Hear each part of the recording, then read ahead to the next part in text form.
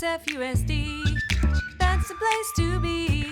SFUSD, bienvenidos a Tijuana. SFUSD, everyone come and see.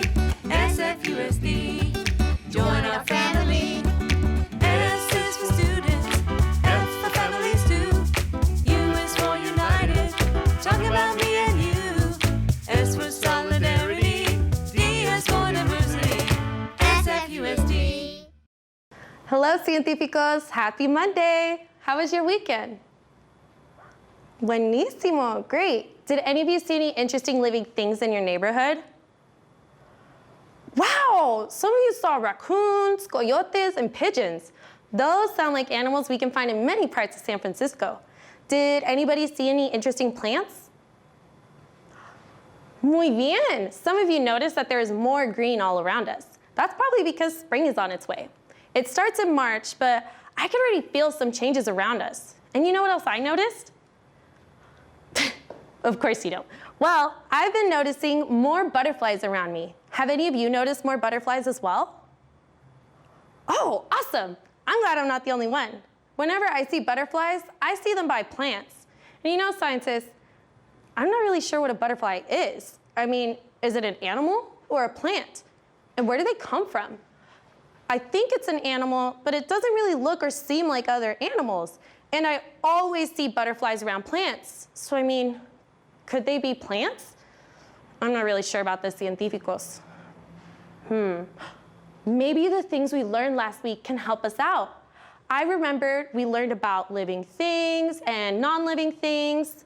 Let me reread some notes. Okay, I know something is living when I can observe it breathe, change, grow, eat, and drink. Okay, well, that confirms what I already knew.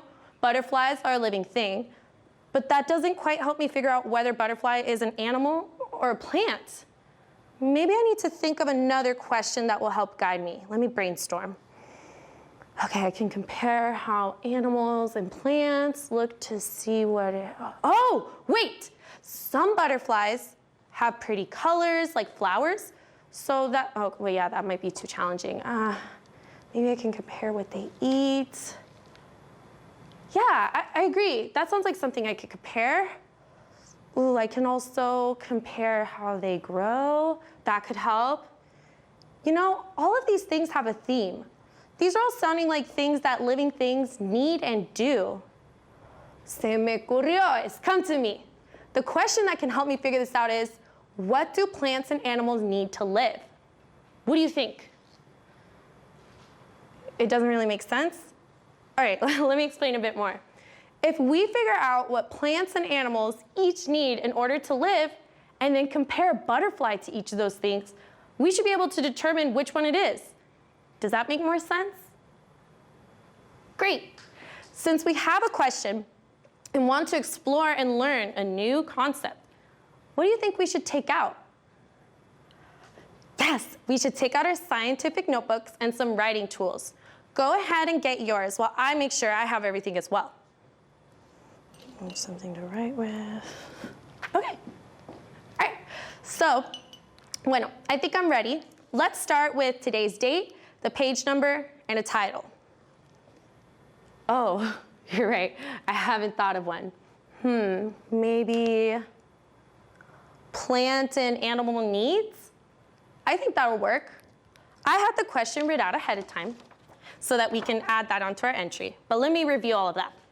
We're going to write the date, page number, title, and question. Yikes, that's a lot of things. But I know my científicos can handle it. Plus, I'll be writing it with you. Vamos. So I'm gonna put my question, but I need to make sure to leave space for my date, my title, and page number.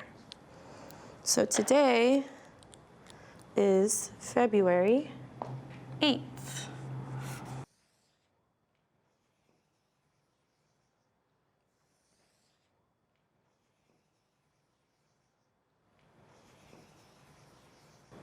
I'll have to double check the page later. All right.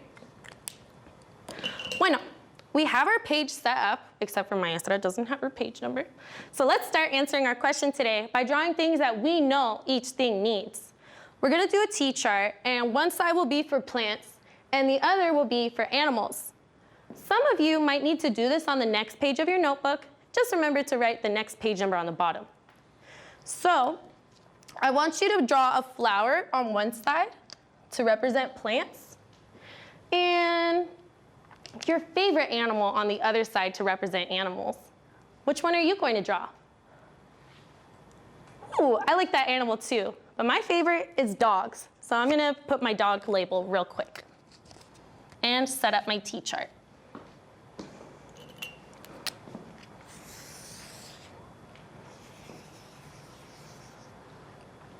Great, now we can brainstorm. And that means come up with ideas or answers. I'm gonna start with plants.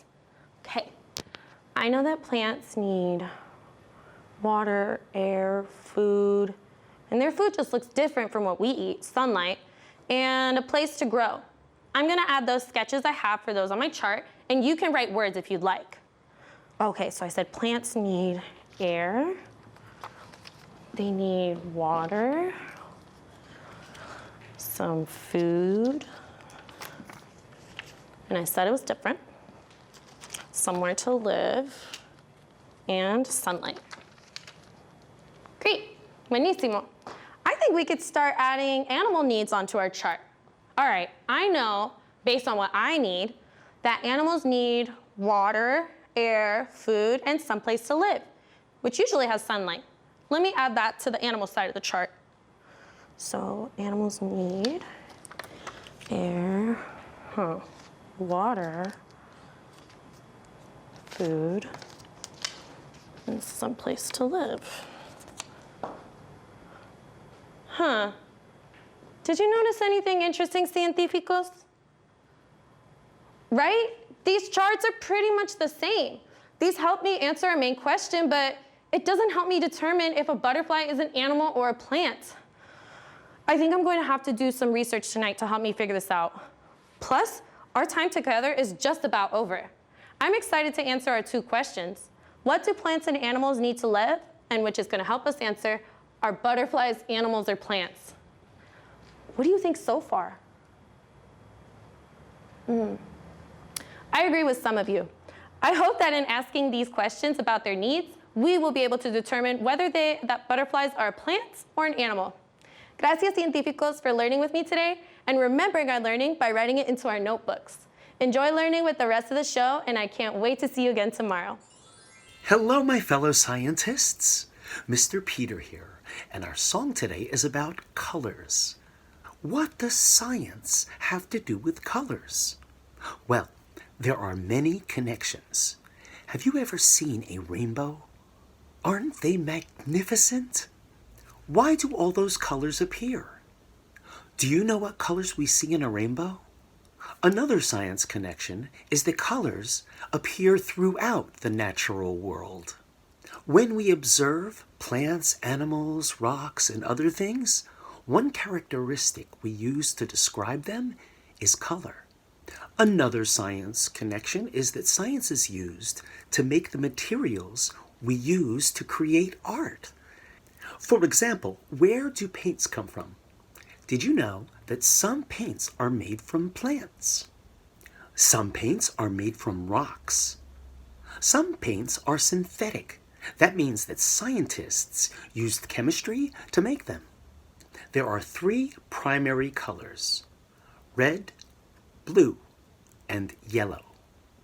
If you combine them 2 at a time, you can make 3 secondary colors: purple, green, and orange. Mix 3 together and what happens? How many colors are there in the world? Hold that thought and let's sing about some of the many colors we see.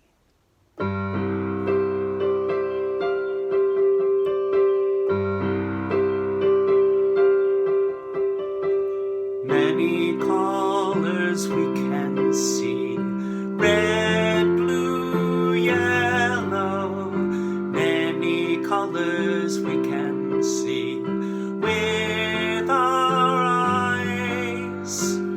Red as tomatoes, blue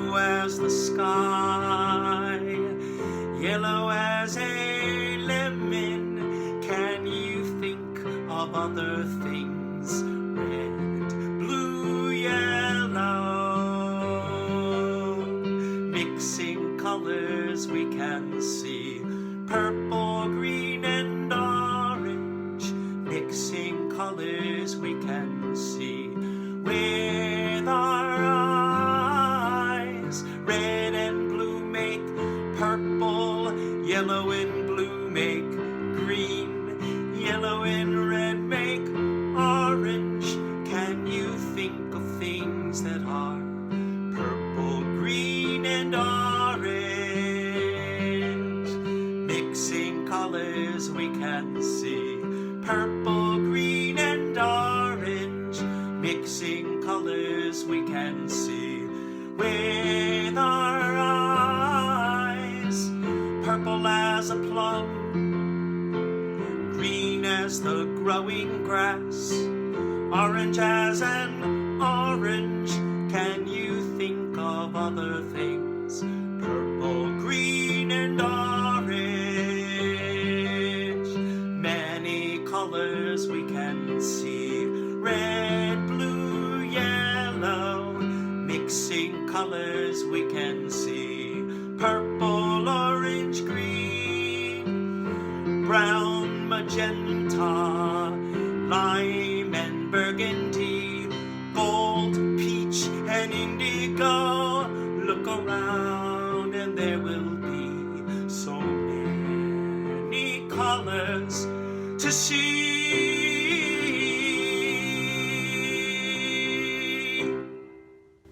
While you're watching the rest of the show, see how many colors you can identify. Until next time, take care and keep learning.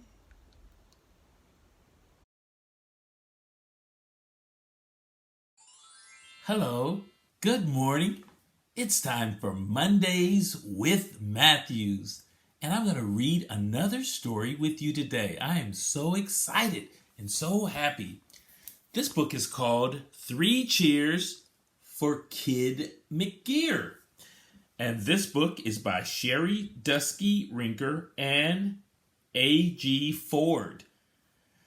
And a big thank you to Chronicle Books. Once again, it's by Sherry Dusky Rinker and A.G. Ford. 3 Cheers for Kid McGear. Let's see what this story is about. One day at the construction yard, 5 friends are building working hard. Flatbed drives into the site. Vroom, vroom. Her secret load is strapped down tight.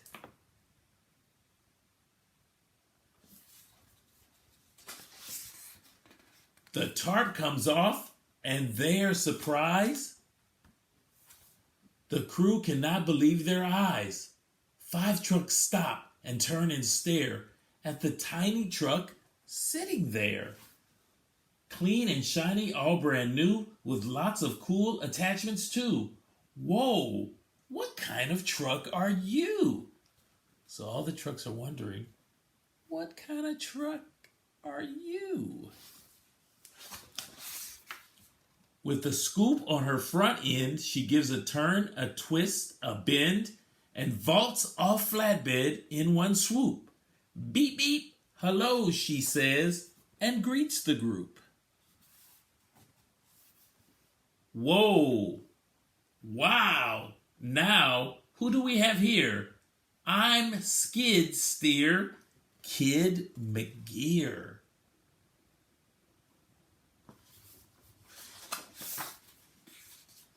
I'm here to pitch in any way to help you guys get done today. I'm here to work, to have a turn. I want to join the team and learn. I'm the new kid on your crew.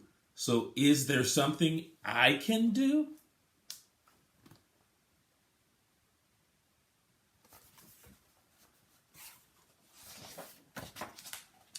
Kid, we have a huge job here. We have a ton of ground to clear. I think, kid, you're just too small to be much help round here at all. We have to move out yards of dirt. I'm worried that you might get hurt. I saw your trick. That's fancy stuff, but you don't look quite strong enough to jump in here and do your share. Maybe, Just stay over there.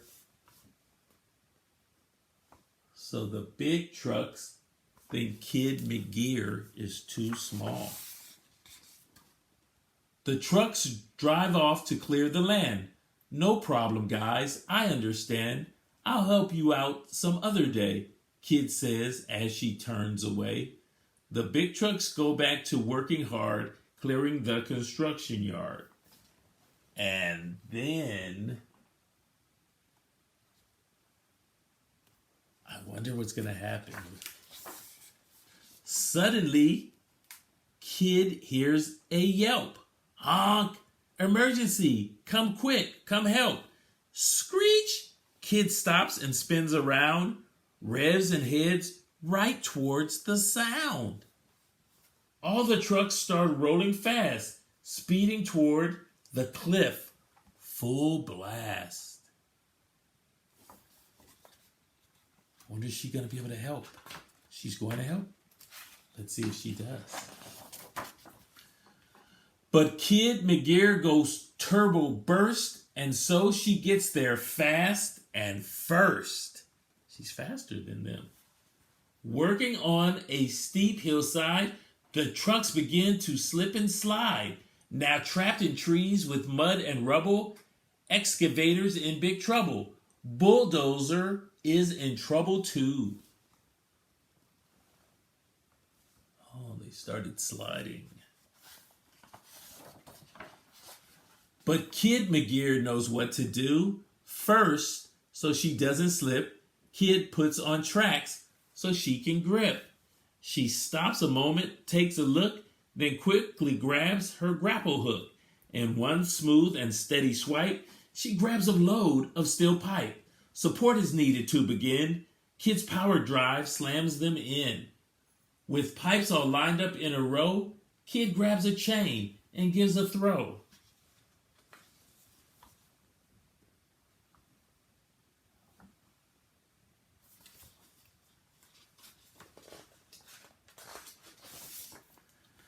Kid rolls downhill, brave and sure, and wraps each truck up so they're secure. Kid's giant scissors, power shears, cut tangled limbs, then her blade clears. Now we need something, says the kid, to help make sure that they don't skid. Here, I'll dump this load of sand for traction on this slippery land. Kid rolls into each small space and pushes sand right into place.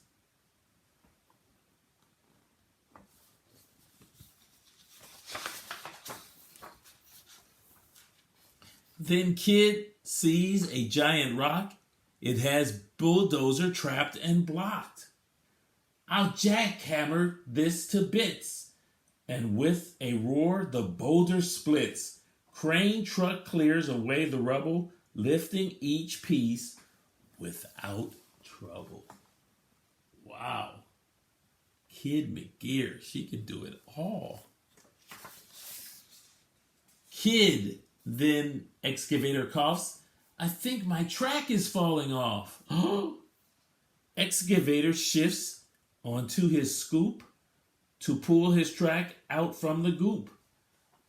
Forklift on, lickety split, Kid rolls down and fixes it. Wow, Kid keeps fixing everything. Working at full speed nonstop, the chains tied to the pipes up top. Cement mixer, we need your weight. Hit low gear, stay strong and straight. Now everybody pull, Kid shouts. The others rev hard, helping out. Down there, you guys, start up and roll. We'll pull up and tie to keep control. The others are helping pull now. That's awesome. Soon everybody's back on level land and can all get back to work as planned. I'm so glad you're all okay. And then Kid turns to roll away. Wow. Kid McGear, she saved them. But the big trucks start to cheer to show their thanks for Kid McGear. They shout 3 times, hip hip hooray! Kid McGear just saved the day. Please don't go, kid. We hope you'll stay. Remember at first they said she was too small to help?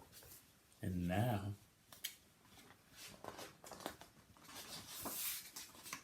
now Kid McGear has joined the crew.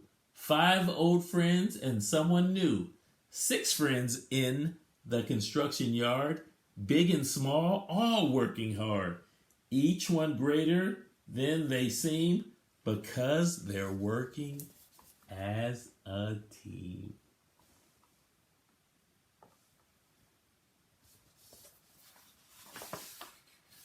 I like that story. Kid McGear. 3 cheers for Kid McGear. She was good. They judged her, thought she was too small. But there's a saying, don't judge a book by a cover. Don't judge someone just because of how they look. Get to know them. Learn who they are. Learn what they like, what they don't like, what they can do and what they can't do before you just say they can't do it. 3 cheers for Kid McGear. Thank you all. I hope you enjoyed. And now enjoy the rest of the show. Hi everyone, it's Jasmine from San Francisco Ballet. Today we are celebrating a very special holiday called Lunar New Year. First, we're going to learn about some of the traditions for Chinese New Year's, and then we're going to learn about lion dance, one of the most recognized symbols of Asian culture.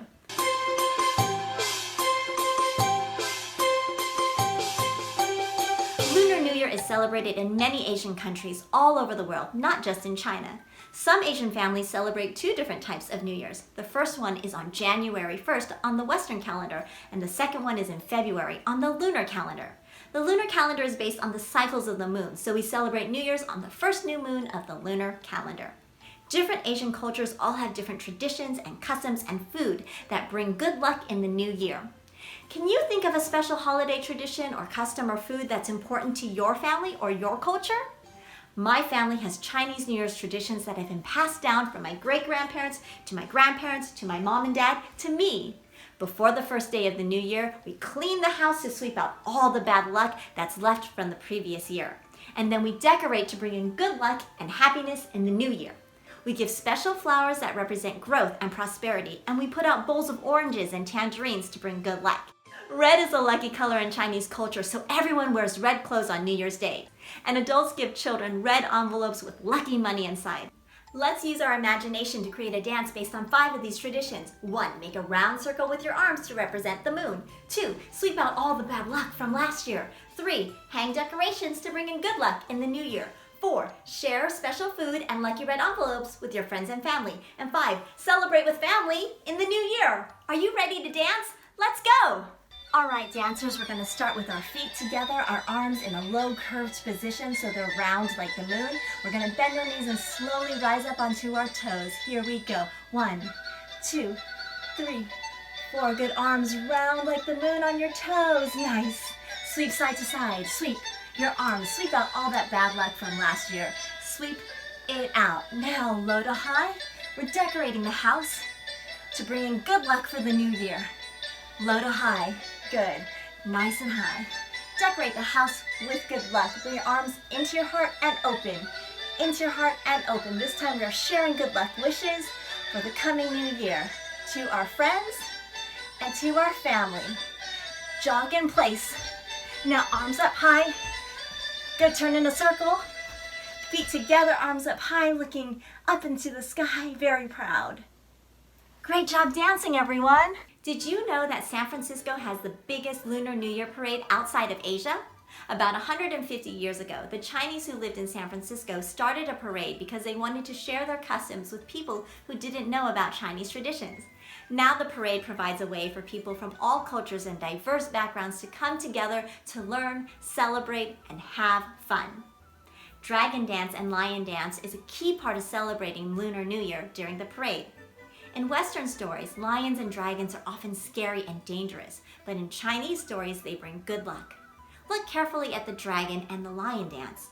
How are they similar? How are they different? Chinese dragons have 2 horns and whiskers and a long winding body with colorful scales. Each person holds a long pole and together they move in curved pathways and spiral patterns. A dragon has lots of people, but a lion only has 2, one under the head and one under the tail. Let's visit my friend Norman Lau. He created a group called Lion Dance Me that specializes in the Chinese cultural arts of Chinese lion dance and dragon dance. He teaches lion dance in SFUSD schools, and he's going to let us take a closer look at how a lion works. Here is a very vibrant colored lion. There are 3 main controls to the lion. There are the eyes, ears, and mouth, which are used to create the movement and many emotions of the lion. As you can see, eyes blinking, the ears are flopping, and the mouth opening and closing. Now let's take a closer look inside to see how the controls work. As you take a look inside, you can see that the lion is constructed entirely of bamboo.